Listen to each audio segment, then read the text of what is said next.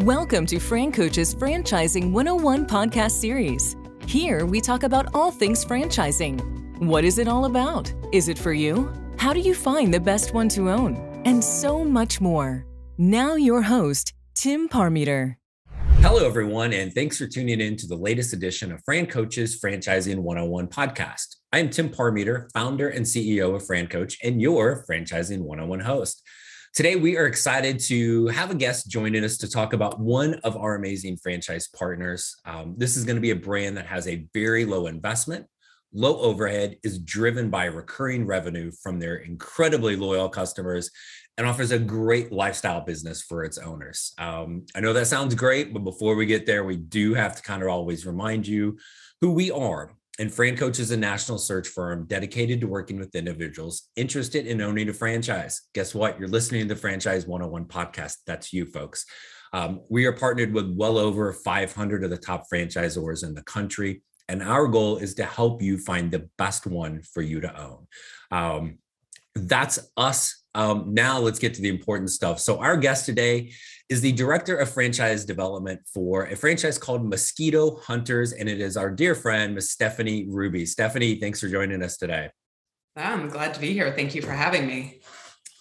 We are excited to talk about your brand and how we can, most importantly, rid ourselves of those pesky little critters that bite us and all of those annoying things when we're outside as we're entering into springtime and definitely will be on a lot of people's minds from just a consumer standpoint for sure. So thanks for being here. We got a ton of questions about Mosquito Hunters, but first, the heck with Mosquito Hunters.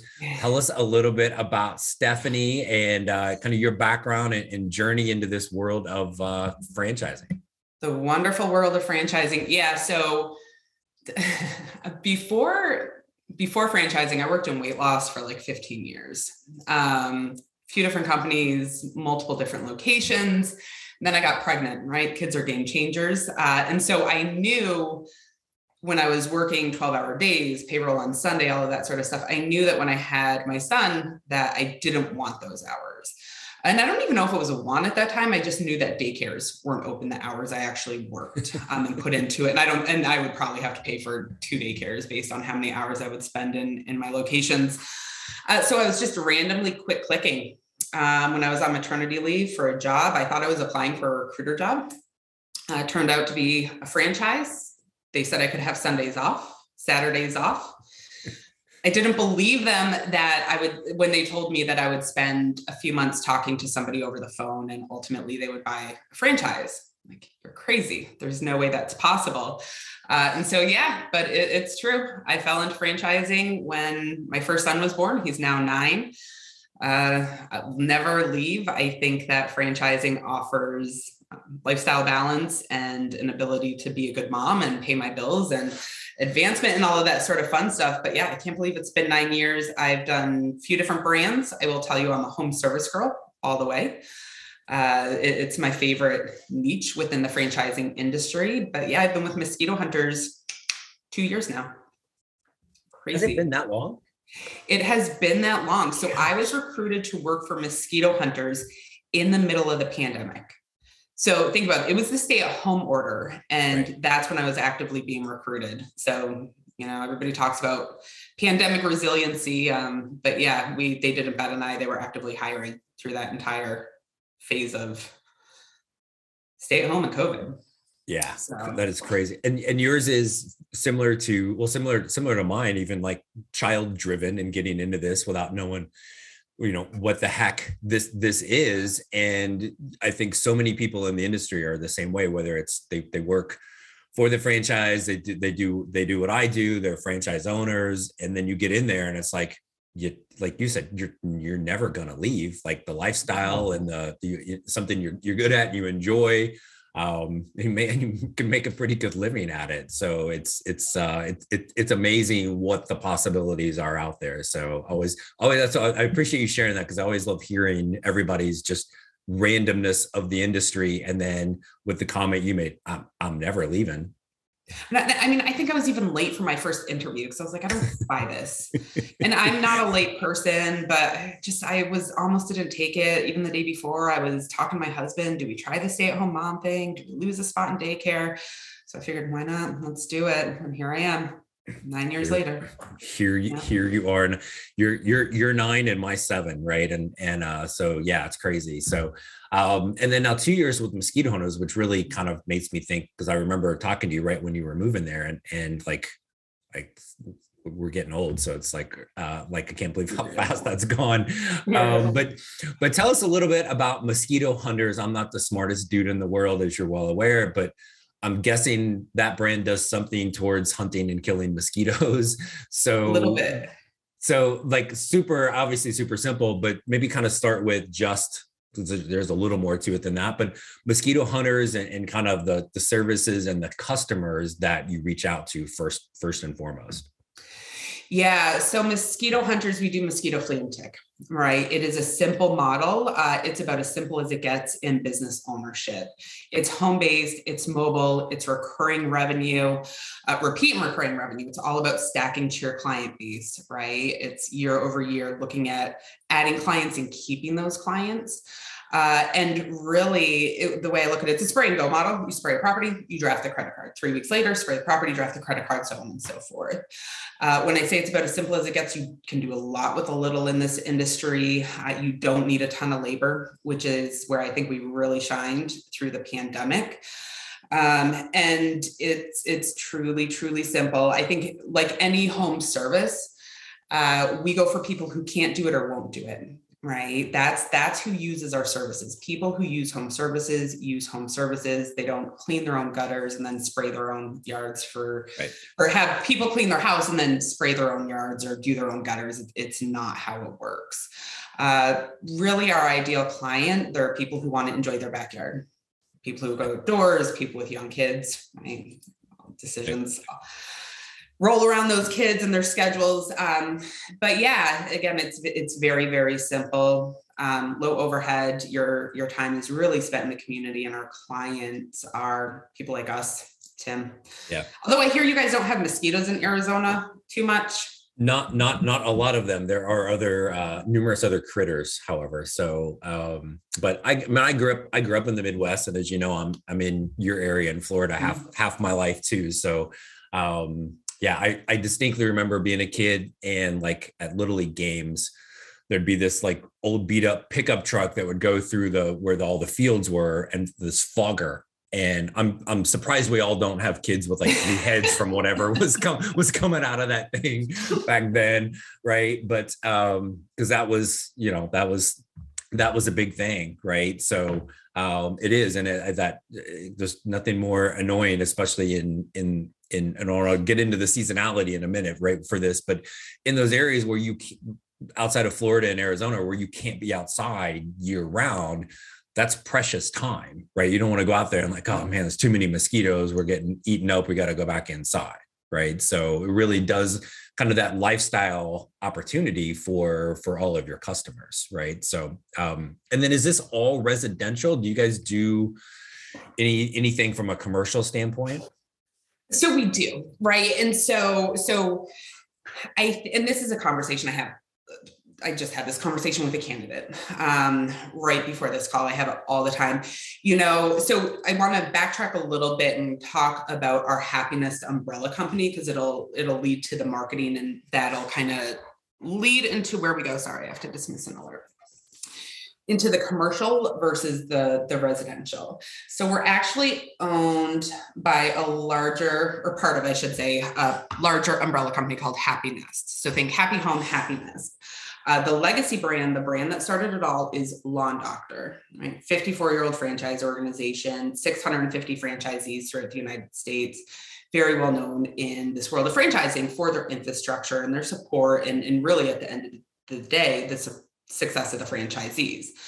Well, in May of 2018, Lawn Doctor and Mosquito Hunters came together, right?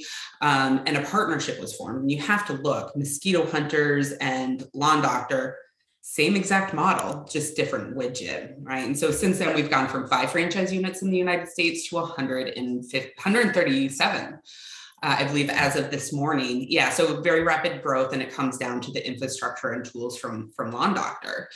Well, last year they acquired EcoMaids, which is an eco-friendly cleaning franchise.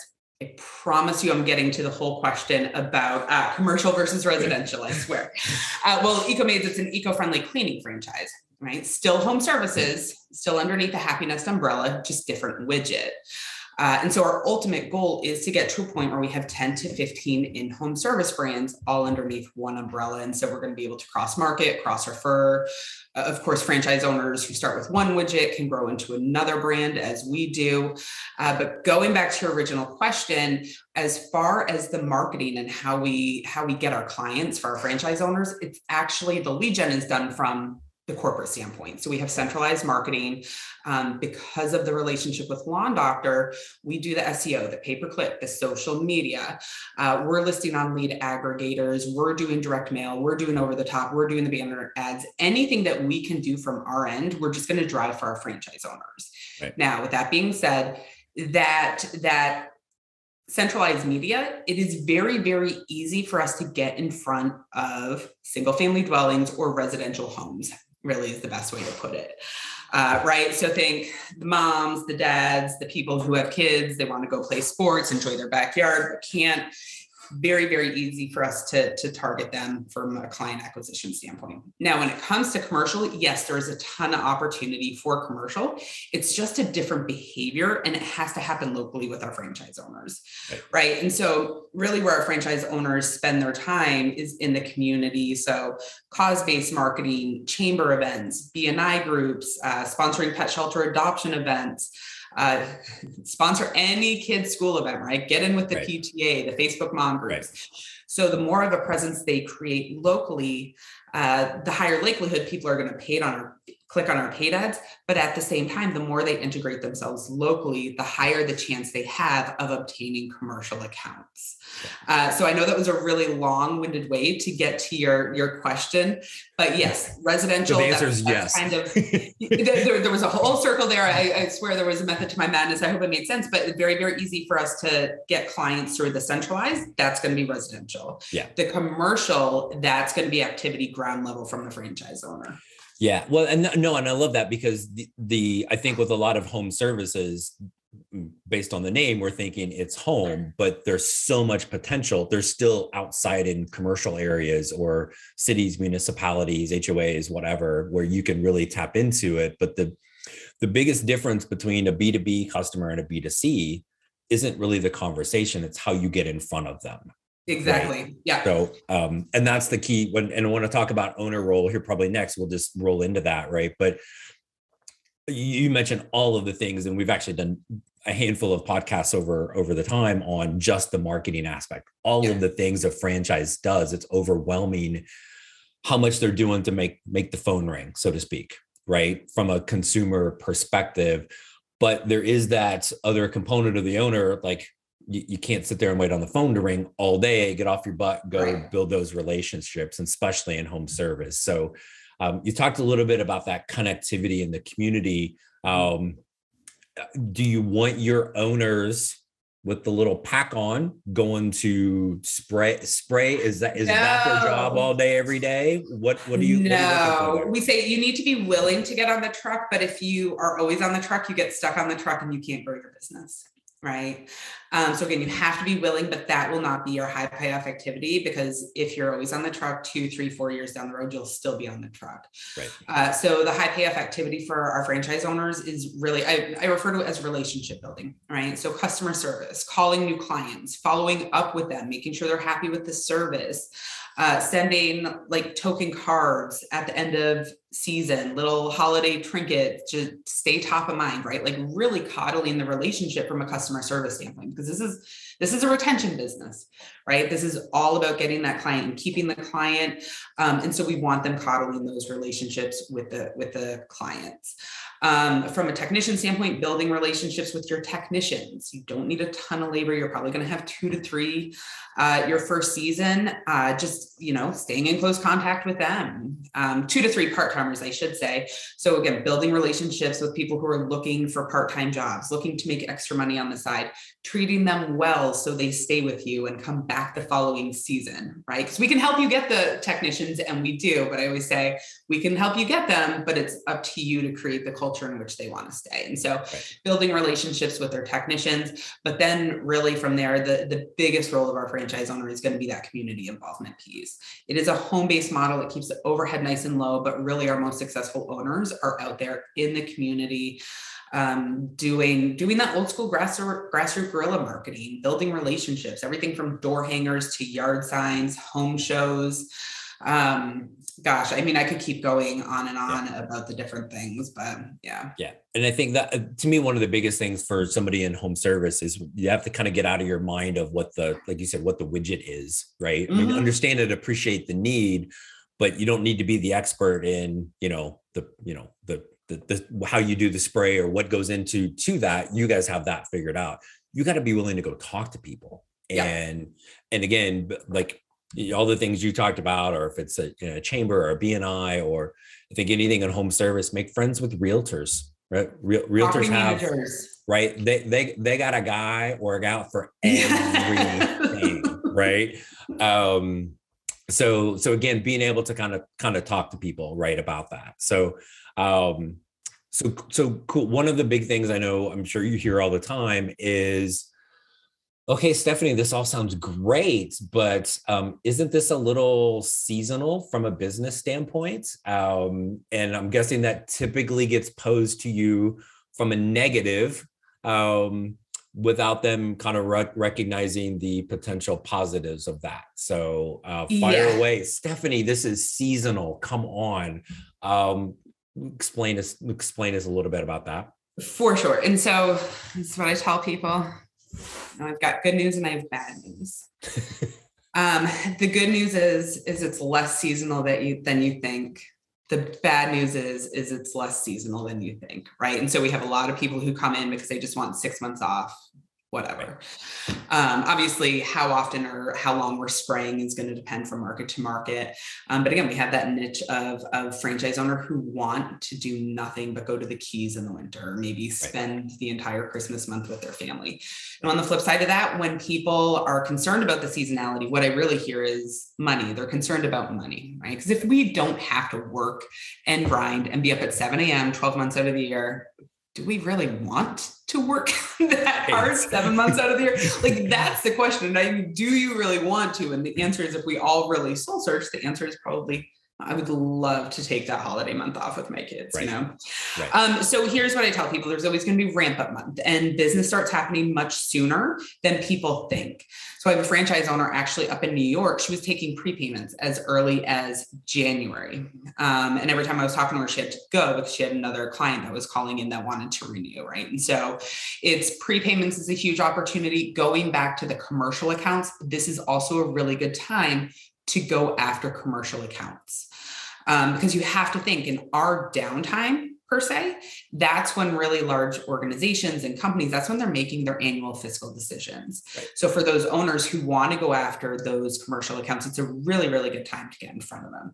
Now, that being said, it is a lifestyle play, right? I mean, you're going to have, depending on where you are. So here in Florida, let's face it, it's all year round. Buffalo, New York, you're probably looking at 6 months, but that time is precious. There's going to be ramp up. There's going to be wind down. We still recommend doing what we refer to as Gunther's ground game through the winter. And so ground game and Gunther is our mascot. He's big, he's a little bold, he's orange. Kids love him. Bring him wherever you go. So we still recommend doing your ground game marketing through the winter time. Stay top of mind, because the moment somebody starts thinking about what they need for the upcoming year, we want them to think you when they get bit by a mosquito, right? And so, but at the same time, as I know franchise owners who they're in this because they want to be able to go skiing in the winter, and so you think about those things that the kids have at school, especially now that COVID's winding down, and definitely before COVID, when you get that notice that, oh, your kid is having a 10 o'clock Thanksgiving lunch on Thursday this year at school. And you feel like the horrible parent because you can't make it, but it feels like everybody else can, right? So you get to do those things. Right. So going back to the seasonality, it's a seasonal or non-seasonal as you truly want it to be. But really when people talk about the fear of seasonality, it's the fear of money. And this really is an opportunity to get to a point where you earn a year's worth of income within a season and then sleep in. Right. Yeah, no. And I know you and I were talking about this kind of before we came on, just with our business and the ebb and flow. And it's the, like, if somebody says to you, okay, you can make, whatever the amount of money is, right? $500,000, $1 million, whatever. And you are going to be in business 12 months a year to get that. Or if you can make the same amount and it's 6, 7, 8 months, which do you choose? Right? Like 7, 8 months, I'll take it all day long. Right. And to your point, you're still things that you're doing in there from a marketing perspective, like fostering those relationships from that perspective. But the lifestyle piece of it. And then I'm guessing you probably have some owners that also maybe Mosquito Hunters isn't the only business that they own. Right. And so maybe they've got that opportunity as well. So no, it's funny. That's why I wanted to bring that up, because I think it's always I feel like that's always the elephant in the room, right? Like, but it's seasonal. Yes, it is. Let me tell you. Let me tell you why that's why that's a good thing. No, very, very, very cool. Then some of the things, and you touched on a couple of these things, franchisor support, right? Mm-hmm. So, because I love this question. Well, why can't I just do this myself? Sure, right? But and you hit on a little bit of the marketing aspect of things, but maybe touch on a couple more things that the franchisor is really doing to help get them started, help support them to be successful. Yeah. And just even with the marketing piece, one thing I'd like to point out when people talk about, well, can I do this myself? I don't know. Right? Like that's on you if you're the type of person that can make it. But from a marketing perspective, I think one of the things that we might not talk enough about in franchising are vendor relationships too, right? And the economics of scale and what it means when you're part of a larger hub versus just a standalone business owner. Part of that with our marketing program is because we're part of Happiness and we do the lead gen for all of our franchise owners. So EcoMaids, Lawn Doctor, Mosquito Hunters, it drives down the cost of lead acquisition for everybody. You get more leads. Your marketing dollars are your marketing dollars. You just get more because of the pure volume. Right. That is a huge part of it. We also have a sales center that answers the phones for our franchise owner. Their only role is to convert those inquiries into clients on behalf of our franchise owners. They can do it through text. They can do it through webmail. They can do it through online chat, right? And the whole thing with the marketing and the call center, we want to pave the way for our franchise owners and clear their paths so they can focus on the high payoff activity, right? Relationship building. Those are two huge things that we provide that are key differentiators for us. Now, from a person to person, franchisor relationship support standpoint, it's ongoing and continuous. We are an education company, and we do believe that in order to advance and to continue to grow, it needs to be through training, support, and education. We have everything from onboarding specialists. I consider them the angels in the wings as franchise owners make their transition from signing the agreement to coming to training. We have 4 days of classroom training in Geneva, Illinois, where Mosquito Hunters is based out of. And then from there, you're going to be working with a year one ramp-up coach. We do have a designated year one ramp-up coach for our franchise owners because the reality is, as you know, and I know, as a brand new business owner, they have different needs than somebody who's been around 2 to 3 years. You might want to talk to them every single day, right? You might need to talk to them every single day. There's a lot coming at you, regardless of how simple the model is. And so we have a year one ramp-up coach. We have an online learning management system with over 200 online courses. I mean, it's mosquito specific, but then some of it's business specific. I mean, we're drilled all the way down to presentations for realtors and property managers. And then we have online courses on how to present to a realtor and a property manager, right? And so, again, it's ongoing and continuous. I always tell people that they couldn't escape us in a good way if they tried. So yeah. It's funny. It's always, as long as I've done this, and there's always something different when I ask this question or any conversations. And I'm a franchise owner myself, and I've gone through these things, and you're like, oh wow, like how much it's borderline overwhelming, and in a good way, how many things, like stuff you could not ever think of in a million years, that the franchise has tried, true, proven, right? Yeah. Even if it's things like buying power or whatever that might be for equipment, vehicles, the stuff, the shirts we're wearing, right? Whatever that might be, everything. Getting at a significantly less cost because of, and for Mosquito Hunters, it's not just you're over 100 units, which is like that's the marker, right? For franchising, right? You're like a grown up now, right? So, but part of a bigger brand with what pushing probably close to 1,000 units, right? And so that's awesome. And you mentioned, I want to go back to the seasonality for a second, because you mentioned something I'd kind of forgotten about. Mosquito Hunter, like people, again, the seasonality piece, it was founded in like the Chicago area, right? So, which is very seasonal for this. And so it's always kind of, I'd kind of forgotten about that. So it's always like the little mic drop if somebody's worried about like, oh, I'm going to be in Ohio and I'm going to have mosquito. It's seasonal. Yeah, we were founded in Chicago, right? So Chicago, Illinois. Yeah. And it's, don't get me wrong, we have very successful owners in Texas and the South, but we look at Chicago, Illinois. Yeah. And I will tell you, if you can be successful in Chicago, Illinois, you can be successful anywhere. And it's not just because of the seasonality. Let's face it, Illinois isn't known as a business friendly state, right? Like, so there's different obstacles there as well. But people, their jaws always kind of drop when I tell them that some of our most successful owners are in Buffalo, New York. Yeah. You have 6 months to go outside and play. That's it. Going back to what you're saying, you're going to charge more during that time than you're probably going to get charged in Tampa, Florida, right? So because of the condensed time that you're out there, because we take it for granted, being in states like Arizona and Florida. And it's terrible, by the way. Don't anybody else move down here, please. This is way too much of that. So, but we take it for granted. Yeah. But it is, and I grew up in Indiana, so and my family's all still there. So it's like, I hear my sister talking about, opening the pool around Memorial Day, and I'm like, we're probably going to go get in the pool next weekend right here. Right. So again, it's just different. It's the understanding the positive nature of that, the seasonality piece. So, I love it. I'm going to fire, I know you're busy, and thank you so much for your time. I'm going to fire one more question at you. Yeah. Anything missing, anything else you would like to share about Mosquito Hunters that maybe we didn't already talk about? Yeah, you know what? It's fun. And I know people are like, oh my God, but mosquitoes fun. What? But it really is a fun, energetic business. And I mean that wholeheartedly, because when you have our big branded orange vehicle at a PTA event, and you have our mascot, kids run up to him. I will tell you guys, it's not even just kids. So fun story about me and Mosquito Hunters. I was truly meant to be here, but I was with a different brand 4 years ago. I was pregnant with my second child, and I was at a conference. And this was right around the same time that Mosquito Hunters launched with Lawn Doctor and Happiness. And they were there, they were sponsoring an event.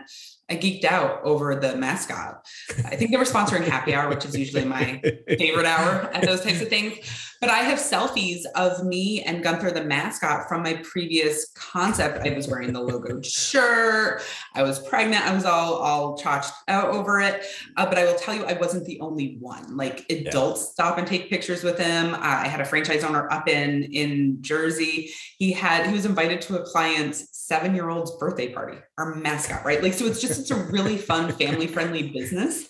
And I just have fun with whatever business you choose, but it's hard not to smile when you're out in the community representing Mosquito Hunters. And people will certainly smile at you when you're out in the community representing Mosquito Hunters.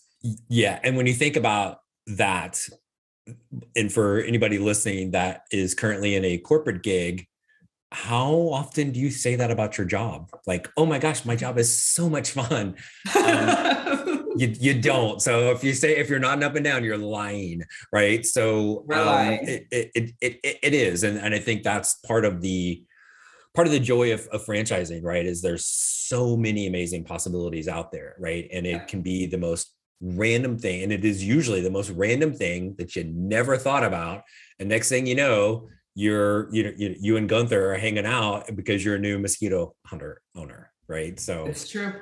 It like you said, it's less about the widget, and it comes down to what checks your boxes, and the widget will follow, I guess. So yes, exactly. Very cool, Stephanie. As always, I always enjoy talking to you. So thank you so much for joining us today to talk about Mosquito Hunters. Thank you for having me. Thank you. Our pleasure. So, and thank you for all of our amazing podcast listeners for joining us today. As always, if you'd like to learn more about becoming a franchise owner, you're still listening, so we know you do. Reach out to us, FranCoach.net, franchising101podcast.net. There's no fee for our service. Let's see, maybe it's Mosquito Hunters, maybe it's one of our other franchises, but we encourage you to take that first step today to help create your better tomorrow. Stephanie, thanks. Everybody else, thank you so much, and we'll talk with you soon.